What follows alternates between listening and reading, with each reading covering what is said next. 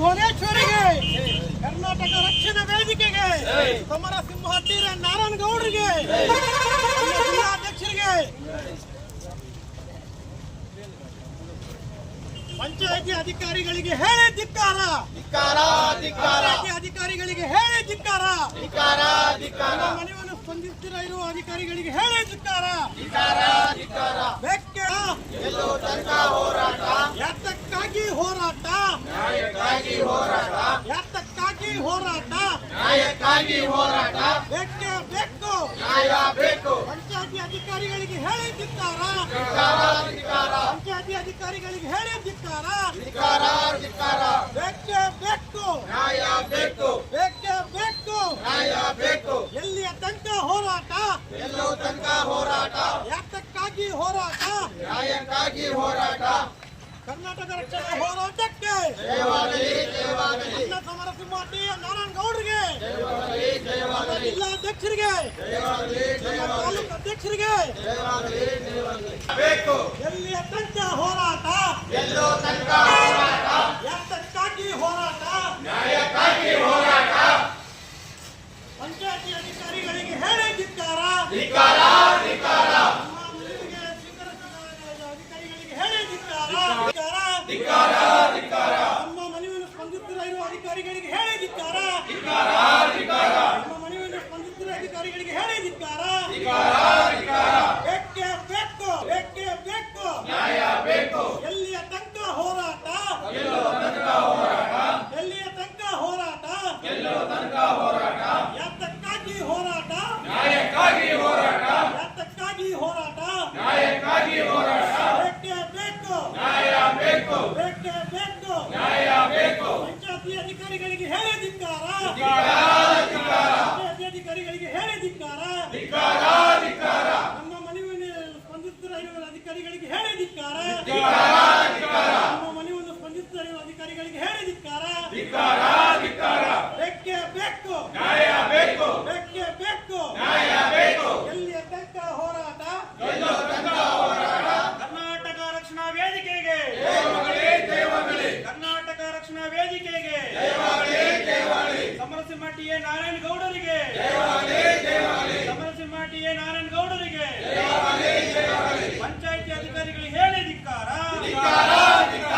ಪಂಚಾಯತಿ ಅಧಿಕಾರಿಗಳಿಗೆ ಹೇಳಿ ಧಿಕ್ಕಾರ.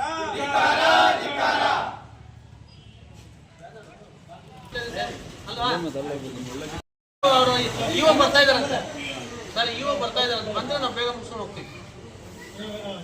ಇವಾಗ ಬರ್ತಾ ಇದಾರಂತೆ. ಕರ್ನಾಟಕ ರಕ್ಷಣಾ ವೇದಿಕೆಗೆ, ಕರ್ನಾಟಕ ರಕ್ಷಣಾ ವೇದಿಕೆಗೆ, ಪಂಚಾಯತಿ ಅಧಿಕಾರಿಗಳಿಗೆ ಹೇಳಿ ಧಿಕ್ಕಾರ, ಪಂಚಾಯತಿ ಅಧಿಕಾರಿಗಳಿಗೆ ಹೇಳಿ ಧಿಕ್ಕಾರ. ಬೇಕೇ ಬೇಕು,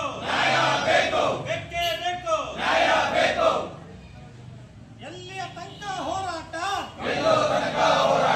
ಯಾತಕ್ಕಾಗಿ ಹೋರಾಟ, ಯಾತಕ್ಕಾಗಿ ಹೋರಾಟ, ಬೇಕೇ ಬೇಕು. ನಮ್ಮ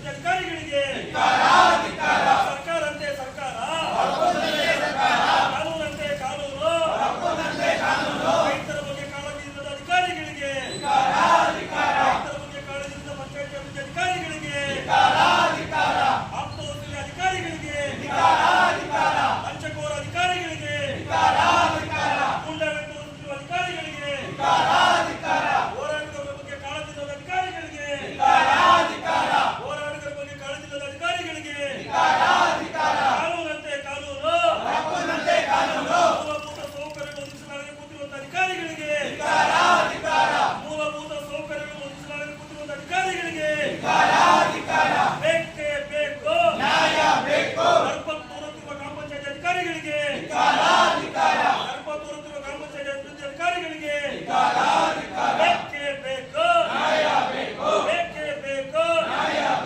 ಬರಲೇಬೇಕು, ಬರಲೇಬೇಕು, ಪಂಚಾಯತ್ ಅಧಿಕಾರಿಗಳು ಬರಲೇಬೇಕು, ಬರಲೇಬೇಕು, ಬರಲೇಬೇಕು, ಪಂಚಾಯತ್ ಅಧಿಕಾರಿಗಳು ಬರಲೇಬೇಕು. ಕರ್ನಾಟಕ ರಾಷ್ಟ್ರ ಹೋರಾಟಕ್ಕೆ ಬೇಕು ಬದ್ಧ, ಸಮರಕ್ಕೂ ಸಿದ್ಧ,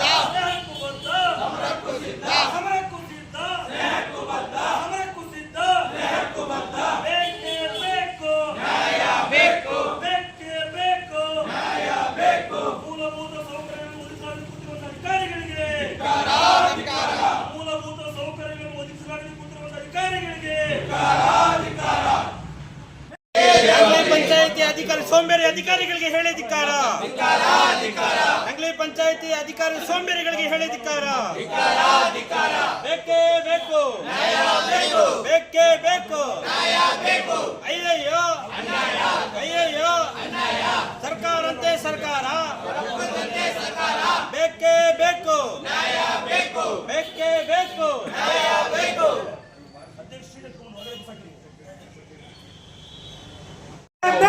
ನ್ಯಾಯ ಬೇಕು. ಎಲ್ಲಿಯ ತನಕ ಹೋರಾಟ, ಎಲ್ಲೋ ತನಕ ಹೋರಾಟ, ಎಲ್ಲಿಯ ತನಕ ಹೋರಾಟ, ಎಲ್ಲೋ ತನಕ ಹೋರಾಟ, ಯಾತಕ್ಕಾಗಿ ಹೋರಾಟ, ನ್ಯಾಯಕ್ಕಾಗಿ ಹೋರಾಟ, ಯಾತಕ್ಕಾಗಿ ಹೋರಾಟ, ನ್ಯಾಯಕ್ಕಾಗಿ ಹೋರಾಟ.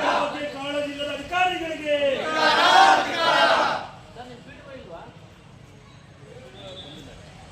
ಹೋರಾಟ ಇಟ್ಕೊಂಡಿದ್ರು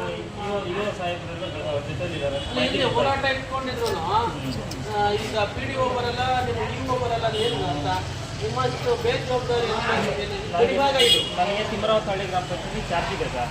ವಾರಕ್ಕೆ 2 ದಿವಸ ಅಲ್ಲಿ, 4 ದಿವಸ ಇಲ್ಲಿ. ವಾರದ ಮೊನ್ನೆ ಬುಧವಾರ ಹೋಗಿದ್ದೆ ಗ್ರಾಮ ಸಭೆ, ಸೋಷಿಯಲ್ ಆಡಿಟ್ ಗ್ರಾಮ ಸಭೆ, ಮತ್ತು ಇವತ್ತು ಹೋಗಿದ್ದೆ.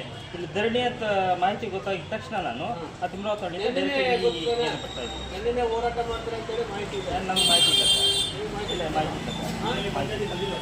ಬಂದಿದ್ದೆ ನಾನು ಇಲ್ಲಿ ಬಂದು 5:30ವರೆಗೂ ಇಲ್ಲೇ ಇದ್ದೀನಿ ನಾವು.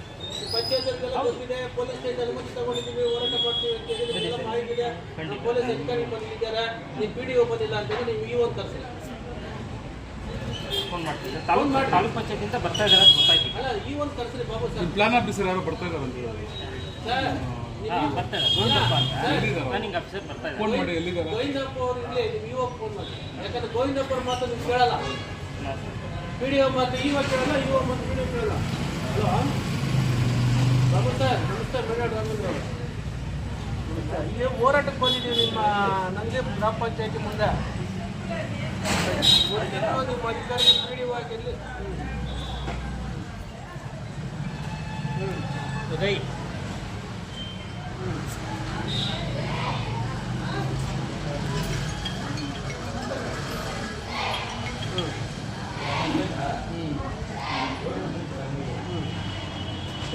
ಅವರು ಎಷ್ಟು ಪಂಚಾಯತಿ PDO ವ್ಯವಸ್ಥೆ ಆಗಿರ್ಬೋದು. ಇದ್ರ ಬಗ್ಗೆ ಯಾರಾದರೂ ದುಡ್ಡು ಕೊಟ್ಟಾಗ ಸುಮಾರು ಬಾರಿ ದುಡ್ಡು ಕೊಟ್ಟರು ನೀವು ಕ್ರಮ ಕೈಗೊಂಡಿಲ್ಲ. ಎಲ್ಲ ಕಸದ ರಾಶಿ ಒಂದ್ ಕಡೆ ಹುಟ್ಟಾಕಿದ್ರು ನೀವು ಕ್ರಮ ಕೈಗೊಂಡಿಲ್ಲ. ಇನ್ನೆಷ್ಟು ಬಾರಿ ನಿಮ್ಗೆ ಮನವಿ ಕೊಡಬೇಕು? ಗ್ರಾಮ ಪಂಚಾಯತಿನಲ್ಲಿ ಮನೆ ಕಟ್ಟಬೇಕು, ಇನ್ನೊಂದು ಕಟ್ಟಬೇಕು, ಲೈಸೆನ್ಸ್ ಕೊಡಿ ಅಂತ ನಾವು ದುಡ್ಡು ಕೊಡ್ತೀವಿ ಅಂತ ರೈತರು ಬಂದರೂ ನೀವು ಇದು ಮಾಡೋದಿಲ್ಲ. ನನಗೆ ಇಲ್ಲಿ ಪಂಚಾಯತಿ ಮುಂದ್ಗಡೆ ಅವ್ರ ಹತ್ರ ದುಡ್ಡು ತಗೊಂಡು ನೀವು ಅಂಗಡಿ ಇಡಕ್ಕೆ ಅವಕಾಶ ಕೊಟ್ಟಿದ್ರೆ ಅಂದ್ರೆ ನಿಮ್ಗೆ ಇನ್ನೇನು ಹೇಳ್ಬೇಕು? ಸಾರ್ವಜನಿಕ ಆಸ್ತಿ ತಾನೇ ಇದು. ಆ ರೋಡ್ ಬಂದು ನಿಂತ್ಕೊಳ್ತಾರೆ ಅನ್ನೋದಾದ್ರೆ ಎಷ್ಟು ಮಟ್ಟಿಗೆ ಸರಿ? ಹಾಂ, ಹೆಂಗ್ ಸರ್ ಪರ್ಮಿಷನ್ ಕೊಟ್ಟರೆ ಅವ್ರಿಗೆಲ್ಲ? ಇಲ್ಲಿ ನೀವು ಪಂಚಾಯತಿ ಜಾಗದಲ್ಲಿ ಕೊಟ್ಟಿದ್ರಲ್ಲ ಅಂಗಡಿ ಇಡಕ್ಕೆ ಇಲ್ಲಿ ಒಳಗಡೆ ಏನು ಸರ್? ನೋಡಿ ರೋಡಲ್ಲೆಲ್ಲ ಇಟ್ಕೊಂಡಿದ್ದಾರೆ ಅವರು. ನೆನ್ನೆ ಒಂದು ಸಾರ್ವಜನಿಕ ಓಡಾಡ್ತಕ್ಕಂಥ ರಸ್ತೆ ತಾನೆ. ನಿನ್ನೆ ವ್ಯಾನ್ ಅವರು ಮಕ್ಕಳು ಕರ್ಕೊಂಡು ಹೋಗ್ತಾ ಇದ್ದಾರೆ. ಇವರೆಲ್ಲ ಅಂಗಡಿ ಇಟ್ಕೊಂಡು ಅವ್ರ ಮೇಲೆ ಗಲಾಟೆಗೆ ಹೋದ್ರೆ ಅವ್ರ ಪರಿಸ್ಥಿತಿ ಏನಾಗುತ್ತೆ? ಯಾಕೆ ಅವಕಾಶ ಕೊಡುತ್ತೆ ಪಂಚಾಯತಿ ಮುಂದೆ? ಬನ್ನಿ ಸರ್, ಬನ್ನಿ ಬನ್ನಿ, ಇಲ್ಲೇ ಕಾಯ್ತಾ ಇದ್ದಾರೆ. ನಾನು ಇದ್ದೀನಿ ಸರ್, ಅಲ್ಲಿ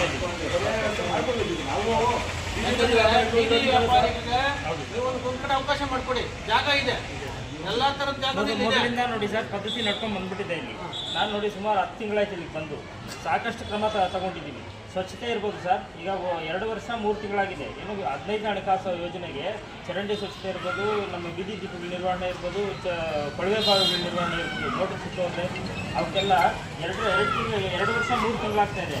ಆದರೂ ಸಹ ಯಾವುದೇ ಒಂದು ಗ್ರಾಮದಲ್ಲಿ ನಾವು ಬೋರ್ವೆಲ್ ಕೆಟ್ಟೋಗಿದೆ ಅಂದಿದ ತಕ್ಷಣ ಇಮಿಡಿಯೇಟ್ ರೆಸ್ಪಾನ್ಸ್ ಮಾಡಿದ್ದೀವಿ. ಮತ್ತು ಚರಂಡಿ ವ್ಯವಸ್ಥೆನೂ ಅಷ್ಟೇ ಕಾಲಕ್ಕೆ ಅನುಗುಣವಾಗಿ ಪ್ರಿಯಾರಿಟಿ ವೈಸು. ಈಗ ನೋಡಿ ಮೊನ್ನೆ ಹಳ್ಳಿಯಲ್ಲಿ ಗಂಗಶಿರಸು ಜಾತ್ರೆ ಆಯಿತು ಸರ್, ಗಂಗಶಿರಸು ಜಾತ್ರೆ ಆಯಿತು. ಅಲ್ಲಿ ಪ್ರಿಯಾರಿಟಿ, ಅಲ್ಲಿ ಸ್ವಚ್ಛತೆಯನ್ನು ಕಾಪಾಡಬೇಕು ಅಂತೇಳಿ ನಮ್ಮ PHC ಇಂದ ಲೆಟ್ರ್ ಕೊಟ್ಟಿದ್ದರು. ಅದ್ರ ಪ್ರಕಾರ ಎಲ್ಲ ಚರಂಡಿಗಳು ಗ್ರಾಮದಲ್ಲಿ ಎಲ್ಲ ಮಾಡಿದ್ದೀವಿ. ನಂಗಲಿಯಲ್ಲಿ ಚೆನ್ನಾಗಿ ಆಗ್ತದೆ, ನಾವು ಗಂಗಶಿರಸು ಜಾತ್ರೆ ಇಲ್ಲೂ ಆಯಿತು. ಇಲ್ಲೂ ಪ್ರತಿಯೊಂದು ಬೀದಿಗಳಲ್ಲೂ ಚರಂಡಿ ಕ್ಲೀನ್ ಮಾಡಿದ್ದೀವಿ, ಬೀದಿ ದೀಪಗಳು ಹಾಕಿದ್ದೀವಿ. ಏನು 15ನೇ ಹಣಕಾಸು ಯೋಜನೆ ಅನುದಾನ ಇಲ್ಲದೇನು ನಮ್ಮ ವರ್ಗಾವಣೆ ಕಂದಾಯ ಏನು ವಸೂಲಿ ಆಗುತ್ತೋ ಅದರಲ್ಲೇ ಕೊಳವೆ ಬಾವಿ ನಿರ್ವಹಣೆ, ಚರಂಡಿ ವ್ಯವಸ್ಥೆ, ಕ್ಲೀನಿಂಗು ಪ್ರತಿಯೊಂದು ಎಲ್ಲವೂ ಮಾಡಿದ್ದೀವಿ ಸರ್.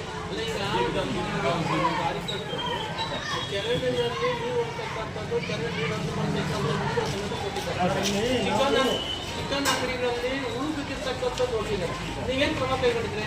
ಸರ್ ಫಾರ್ ಎಕ್ಸಾಂಪಲ್ ಇವರು ಪಹಾಡ್ ತೆಗಿದಾರಲ್ಲ, ಇವರು ಮನೆ ಕಟ್ತಾ ಇದ್ದಾರೆ. ಇವ್ರು ಬೀದಿಯಲ್ಲಿ ನನಗೆ ಹೇಳಿದ್ರು, ಪರ್ಸನಲ್ ಆಗಿ ಹೇಳಿದ್ರು, ಸರ್ ತುಂಬ ಕಸದ ರಾಶಿ ಅಂತಲೇ ಕೂತಿದ್ದಾರೆ ಅಂತ. ನಾನೇನು ಕ್ರಮ ಕೈಗೊಂಡು ಅವ್ರನ್ನೇ ಕೇಳಿದ್ದೆ. ಇಮಿಡಿಯೇಟ್ ಆ ಬೀದಿ ಎಲ್ಲ ಕ್ಲೀನ್ ಮಾಡಿಸಿ, ಡಸ್ಟ್ಬಿನ್ ಇರಲಿಲ್ಲ, ಡಸ್ಟ್ಬಿನ್ ಒಂದು 4 ಅವರೇ ತಂದು ಹಾಕಿದ್ರು, ನಾವಲ್ಲ ಸರ್. ಮತ್ತೆ ನನಗೆ ಬಿಲ್ ಮಾಡಿಕೊಡಿ, ನಾನೇ ಹಾಕ್ತೀನಿ ಅಂತ ಮಹದವ್ರೆ ಅವರ ಸ್ವಂತ ಖರ್ಚಿನಿಂದ ಮಾಡಿಸಿ ಇದು ಹಾಕಿದರೆ ಅವ್ರ ಬೀದಿ ಪೂರ್ತಿ ಲೈಟ್ಸ್ ಹಾಕಿದ್ದೀವಿ. ಈಗ ಅವರು ವಾದ ಏನು ಅಂತ ಹೇಳಿದ್ರೆ, ಇದರಲ್ಲಿ ಕಸ ರಾಶಿ ಬಿದ್ದಿದೆಯಲ್ಲ, ಇದ್ರ ಡಸ್ಟ್ಬಿನ್ನಲ್ಲಿ ಅದನ್ನು ವಿಲೇವಾರಿ ಮಾಡ್ತಾ ಇಲ್ಲ ಅಂತ. ಅಲ್ಲಿ ಸುಮಾರು ರೋಡ್ ಆ ಕಡೆ ಎಲ್ಲ ನಮ್ಮ ಮನೆಯಲ್ಲ ಅಲ್ಲಿ ಬಂದು ಪೇಟೆಲ್ ಬಿಟ್ಟಿರೋದಿಲ್ಲ. ನಾವು ಸಾಹೇಬರು ಬಂದಿದ್ರು, ಬಂದಿದ್ರು, ಬಂದು ನಾಳೆನೇ ನಮ್ಮ ಬಗೆ ಹಾಕ್ತೀನಿ, ಪೈಪ್ ಹಾಕ್ತೀನಿ ಅಂತ ಹೇಳಿದ್ರು. ಅಲ್ಲಿ ಇದಿದೆ ಅಂಗನವಾಡಿ ಕೇಂದ್ರ ಇದೆ, ಅಂಗನವಾಡಿ ಕೇಂದ್ರ ಮತ್ತು ಎಲ್ಲ ಒಂದೇ ಕಡೆ ಚರಂಡಿ ನೀರು ಇದು ಸುತ್ತಿರೆಲ್ಲ ಬರ್ತದೆ. ಅದಕ್ಕೆ ಪರಿಹಾರ ಇವಾಗ ಸದ್ಯಕ್ಕೆ ಒಂದು ಹಾಕ್ತಿಲ್ಲ, ಹೋಗ್ಬೇಕು. ಈ ನೀರೆಲ್ಲ ಅಲ್ಲಿ ರಾಜಕಾಲುವೆ ಹೋಗುತ್ತೆ ಸ್ವಲ್ಪತ್ತೆ, ಅದು ಇದಕ್ಕೆ ತಗೋಬೇಕು. ರಾಜಕಾಲುವೆಗೆ ಚರ್ಚ್ ಪಕ್ಕದಲ್ಲಿ ರೈತ ಜಮೀನು ಹೋಗ್ತೇವೆ. ಅದು ಹಲವಾರು ದಂಡಾಧಿಕಾರಿಗಳಿದ್ದು ನಾವು 2 ಬಾರಿ ಭೇಟಿ ನೀಡಿದ್ದೀನಿ ನಾನು. ಪಾದವರೇ ಕರ್ಕೊಂಡೋಗಿದ್ರು. ಅಲ್ಲಿ ಏನು ಚರಂಡಿ ಸಿಮೆಂಟ್ ಪೈಪ್ಗಳು ಏನು ಹಾಕ್ಬೇಕು ಅಂತ ಇದ್ದಾರೆ, ಆ ಜಾಗದಲ್ಲಿ ಪಾಯ ಹಾಕ್ತಾ ಇದ್ದಾರೆ ಸಾರ್ವಜನಿಕರು. ಅವ್ರಿಗೆ ನೋಟಿಸ್ ಕೊಟ್ಟು, ಯಾಕೆ ಸರ್ ಸಾರ್ವಜನಿಕರಿಗೆ ಯಾಕೆ ಅವಕಾಶ ಕೊಟ್ಟೆ ಸರ್ ಪಾಯ ಹಾಕಲಿಕ್ಕೆ? ಅಲ್ಲ ಅವ್ರ ಸೈಟಲ್ಲಿ ಅವ್ರು ಕಟ್ಕೊತಾ ಇದ್ದಾರೆ. ಅವ್ರದೇ ಜಾಗ ಸೊಪ್ಪು ಆಗಿರ್ತದೆ ಮೊದಲು. ಅಲ್ಲ ಸರ್, ಈಗ ಈ ಸೊತ್ತು ಆಗಿದ ತಕ್ಷಣ ಮಾಲೀಕರವರು ಆಗಿದ ತಕ್ಷಣ ಮಾಲೀಕರು ದೃಢೀಕರಣ ಅಲ್ಲ ಮಾಡೋದು ಸರ್. ಈಗ ಈ ಸೊತ್ತನ್ನ ಮಾಲೀಕರು ಈ ಸೊತ್ತು ಆಗಿದ ತಕ್ಷಣ ಅಥವಾ ಪಾಣಿ ತನ್ನ ಹೆಸರಲ್ಲಿ ಇದ್ದ ತಕ್ಷಣ ಮಾಲೀಕರಲ್ಲ, ಪೂರಕ ದಾಖಲೆಗಿರ್ಬೇಕು. ಪಂಚಾಯತಿಗಳು ಏನ್ ಮಾಡ್ತಾರೆ, ಸರ್ವೆ ನಂಬರ್ ತಗೊಂಡು ಹೋಗ್ಬಿಟ್ಟು ಈ ಸೊತ್ತು ಮಾಡ್ಕೊಡ್ತೀರಾ ನೀವು ಮಾಡಿದ್ರ, ನೀವು ಹಿಂದೆ ಬಂದಿರ್ತಕ್ಕಂಥ ಅಧಿಕಾರಿಗಳು ಮಾಡಿದಾರ. ಅಲ್ಲಿ ಕನಿಷ್ಠ ಪಕ್ಷ ನೀವು ಅಲ್ಲಿ ಭೇಟಿ ಕೊಟ್ಟಾಗ ಅಲ್ಲೇನು ನೀರೆಲ್ಲ ಅಲ್ಲಿ ಸೇರ್ತಾ ಇತ್ತು, ಕುಲುಷಿತವಾದಂಥ ನೀರು ಸೇರ್ತಾ ಇತ್ತು, ಅದು ಸರ್ಕಾರಿ ಜಾಗನೋ ಅಥವಾ ಇವ್ರು ಯಾರಾದ್ರೂ ಸ್ವಂತ ಜಾಗದಿಂದ ಪರಿಶೀಲನೆ ಮಾಡಿ ನೀವು ಅವ್ರು ಕೊಟ್ಟಿರ್ತಕ್ಕಂಥ ಸೈಟ್, ಅವ್ರು ಖಾಸಗಿ ತಗೊಂಡಿರ್ತಕ್ಕಂಥ ಜಾಗನ ಸರ್ಕಾರಿ ಇದಾಗಿರ್ತಕ್ಕಂಥ ಸರ್ಕಾರಿ ಗೌರ್ಮೆಂಟ್ ಜಾಗ. ಯಾವ ಜಾಗ ಸರ್? ಸರ್ಕಾರಿ ಗೌರ್ಮೆಂಟ್ ಜಾಗ. ಸರ್ಕಾರಿ ಗೌರ್ಮೆಂಟ್ ಜಾಗದಲ್ಲಿ ಅವ್ರು ಬಾಯಿ ಆಗ್ತಾ ಇದೆ, ಈ ಸೊತ್ತಾಗಿದೆ ಅಂತ ಹೇಳಿ ಕೂಡಿದವ್ರು ಹೆಂಗೆ ಸ್ಕೆಚ್ಚಿಂದ ಹೆಂಗೆ ಇವತ್ತು ಮಾಡ್ತೀವಿ? ರದ್ದು ಮಾಡಿ ಸರ್, ನಿಮ್ಮ ಸರ್ಕಾರ ಇದೆ, ರದ್ದು ಮಾಡಿ.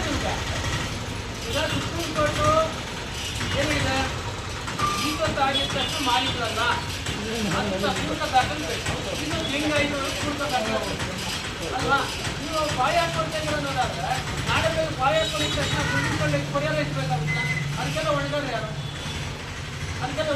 ಸರ್ ಹೇಳಿ, ನೀವು ಯೋಚನೆ ಮಾಡಿ. ಅದಕ್ಕೂ ನೀವು ಪರಿಹಾರ ತಪ್ಕೊಡಿ ಅಂತ ಹೇಳಿ ಮತ್ತೆ ಅರ್ಜಿ ಹಾಕ್ತೀರಾ? ಅವ್ರಿಗೆ ಇವಾಗ ತಿಳುವಳಿಕೆ ಕೊಡ್ಬೋದಾಯ್ತಲ್ಲ. ಇವಾಗ ಇಷ್ಟು ಜನ ಗ್ರಾಮದಲ್ಲಿ ಮನೆಗೆ ಕೊಡ್ತಾ ಇದ್ದಾರೆ. ಎಲ್ಲಿಯಾದ್ರೂ ಭೇಟಿ ಕೊಟ್ಟಿದ್ದೀರಾ ಸರ್ ನೀವು? ಸರ ನಂಬರ್ಗಳಲ್ಲಿ ಮನೆ ಕಟ್ತಾರೆ, ಗ್ರಾಮ ಠಾಣೆ ಸತ್ತಲ್ಲೂ ಮನೆ ಕಟ್ತಾರೆ, ಕನ್ವರ್ಷನ್ ಆಗಿದ್ದ ಜಾಗದಲ್ಲಿ ಮನೆ ಕಟ್ತಾರೆ. ಲೈಸೆನ್ಸ್ ತಗೊಳ್ಬೇಕು, ಎಷ್ಟು ಕೇಸ್ ಹೇಳಿ ಬಿಟ್ಟು ಕಟ್ಬೇಕಂತ ಹೇಳಿ ಯಾವತ್ತಾದ್ರೂ ಕೊಟ್ಟಿದ್ದಂಥ ಪ್ಲಾನು. ಇವತ್ತೆಲ್ಲ ನಮ್ಮ ವೈಜ್ಞಾನಿಕವಾಗೆಲ್ಲ ಮುಂದುವರಿತಾ ಇದೆ. ಬ್ಯಾಂಕಲ್ಲಿ ಲೋನ್ ತಗೊಳ್ಬೇಕಾದ್ರೆ ಬ್ಯಾಂಕ್ ಕೇಳ್ತಾರೆ, ಯಾವತ್ತೂ ಒಂದು ಡೇಟ್ ಇನ್ನೊಂದು ಡೇಟ್ ಹಾಕ್ಕೊಟ್ಟು ಬರ್ತೀವಿ. ನಾಳೆ ಇನ್ನೊಬ್ರು ಯಾರೋ ಬಂದಾಗ ಆ ವ್ಯಕ್ತಿ ಹತ್ರ ಇವಾಗ ಸರ್ವೆ ನಂಬರ್ಗೆ ಇಷ್ಟೊತ್ತು ಮಾಡಿರ್ತೀರಾ, ಹಳೆ ಸ್ಕೆಚ್ ಹಾಕ್ತೀರಾ ನೀವು, ಹಳೆ ಸ್ಕೆಚ್ ಆಗ್ಬಿಟ್ಟು ಇಷ್ಟೊತ್ತು ಮಾಡಿ ಹಾಕ್ತೀರಾ. ಆ ಬುದ್ಧಿವಂತ ಆ ವ್ಯಕ್ತಿ ಇನ್ನೊಬ್ರು ಮಾರಾಟ ಮಾಡ್ತಾನೆ, ತಗೊಂಡಿರ್ತಕ್ಕಂಥ ಬಡವರು. ಮತ್ತೆ ಇನ್ನೊಬ್ಬ ಅಧಿಕಾರಿ ಹೋಗ್ತಾರೆ, ಇದು ಸರ್ಕಾರಿ ಜಾಗ, ಗೌರ್ಮೆಂಟ್ ಜಾಗ, ಇಷ್ಟೊತ್ತು ಏನು ಆಗ್ಬಿಟ್ಟಿದೆ ಕ್ಯಾನ್ಸಲ್ ಮಾಡಿ. ತಗೊಂಡಿರ್ತಕ್ಕಂಥ ವ್ಯಕ್ತಿ ಏನಾಗಬೇಕು, ವಿಫಲ ಆಗುತ್ತಾ? ಅದಕ್ಕೆಲ್ಲ ಕಾರಣ ಯಾರು? ಈಗ ತಾನೆ ಯಾಕೆ ಅವಕಾಶ ಕೊಡ್ತೀವಿ ನೀವು? ಒಂದು ಜಾಗದಲ್ಲಿ ಹೋಗಿ ನೀರು ಸೇರುತ್ತೆ ಅನ್ನೋದಾದ್ರೆ ಆ ಸರ್ಕಾರಿ ಜಾಗನೇ. ಇವತ್ತಿನಲ್ಲ, ಬ್ರಿಟಿಷರ್ ಹಿಂದಿನ ಕಾಲದಲ್ಲಿ ಅವತ್ತು ಹಾಕಿರೋದಲ್ಲ, ನಮ್ಮವ್ರು ಯಾರು ತೊಲಗಿ ಹಾಕಿಲ್ಲ. ಭಾರತ ಸ್ವತಂತ್ರ ಬಂದಲ್ಲಿ ಯಾರು ತೊಲಗಿ ಹಾಕಿರೋದಲ್ಲ, ಬ್ರಿಟಿಷರ್ ಹಿಂದಿನಿಂದ ಬಂದಿರ್ತಕ್ಕಂಥ ಅಲ್ವಾ? ರಾಜಕಾಲ ಒಂದು ಗೊತ್ತಿದ್ದು ನೀವು ಮನೆ ಕಟ್ಟಕ್ಕೆ ಅವಕಾಶ ಕೊಟ್ಟಿದ್ರಿ ಅನ್ನೋದಾದ್ರೆ ನಿಮ್ಮ ಬೇಜವಾಬ್ದಾರಿನೋ ಅಥವಾ ನಿಮ್ಮ ಅಧಿಕಾರಿಗಳು ಅವ್ರ ಜೊತೆ ಶಾಮೀಲಾಗಿ ಕೊಟ್ಟಿದ್ದೀರೋ ಯೋಚನೆ ಮಾಡಿ. ಸರ್ವೆ ನಂಬರ್ ಅದು ತಹಶೀಲ್ದಾರ್ ಕಂಪ್ಲೇಂಟ್ ಮಾಡಿ ಸರ್, ರೆವಿನ್ಯೂ ಇನ್ಸ್ಪೆಕ್ಟರ್ ಬಂದರೆ ಸ್ಟಾಪ್ ಮಾಡ್ತಾರೆ. ಯಾಕೆ ಮಾಡೋದಿಲ್ಲ ನೀವು? ಪ್ರತಿಯೊಂದಕ್ಕೂ ಹೋರಾಟ ಮಾಡಿ ಪ್ರತಿಯೊಂದಕ್ಕೂ ಜಾಗೃತಿ ಮೂಡಿಸ್ಬೇಕಾ? ನಿಮ್ಮ ಜವಾಬ್ದಾರಿ ಅಂತ. ಇಲ್ಲೇ ಬಂದಿದ್ದೀವಿ, ಇಷ್ಟೊತ್ತು ಪಂಚಾಯತಿಗೆ ಕೂತ್ಕೊಂಡಿದ್ದಾರೆ, ಕೇಳೋರಿಲ್ಲ ಹೇಳೋರಿಲ್ಲ. ಇಲ್ಲ ನಿಮ್ಮ ಎದುರುಗಡೆ ಕಾಣಿಸ್ತಾ ಇದೆ, ನಿಮ್ಮ ಅವ್ಯವಸ್ಥೆ ಇಲ್ಲೇ ಕಾಣಿಸ್ತಾ ಇದೆ. ಇದು ಗಡಿಭಾಗ ಸರ್. ಇಲ್ಲಿ ಪೆಟ್ರೋಲ್ ಬಂಕ್ ಓಪನ್ ಮಾಡ್ತಾನೆ, ಒಂದು ನಾಮಫಲಕ ಹಾಕೋದಿಲ್ಲ. ಗಡಿಭಾಗ ಒಂದು ಸಮಸ್ಯೆ ಎಷ್ಟು ವಿಷಯ ಆಗುತ್ತೆ ಸರ್ ಕನ್ನಡದಿಂದ. ಒಂದು ನಾಮಫಲಕ ಮಾನ್ಯ ಕನ್ನಡ ಗೋಡಿಗಿಂತ ದೊಡ್ಡ ಇಶ್ಯೂ ಆಗಿರುತ್ತೆ. ಸ್ಟೇಟ್ ವಿಜಿಲೆನ್ಸ್ ಪೊಲೀಸರು ನಮ್ಗೆ ಫೋನ್ ಮಾಡ್ತಾರೆ, ದೊಡ್ಡ ಇಶ್ಯೂ ಮಾಡಬೇಡಿ ಸರ್, ಇಶ್ಯೂ ಬೇರೆ ಥರ. ನೀವೇನು ಮಾಡ್ತಾ ಇದ್ದೀರಿ? ಬೀದಿ ದೀಪ ಹಾಕ್ಸಿದ್ರೆ ನಾವೇನು ಬಂದು ಕೇಳ್ಬೇಕಾಯ್ತೀನಿ? ನನ್ನ ಕ್ರಮ ತಗೊಳ್ಳಿ ಸರ್, ನಿಮ್ಗೆ ರೈಟ್ಸ್ ಇದೆ, ಬಿಡಿ ನ್ಯೂಸ್ ಇದೆ. ಕರೀರಿ ನಿಮ್ಮ ಇವ್ರನ್ನ. ಸರ್,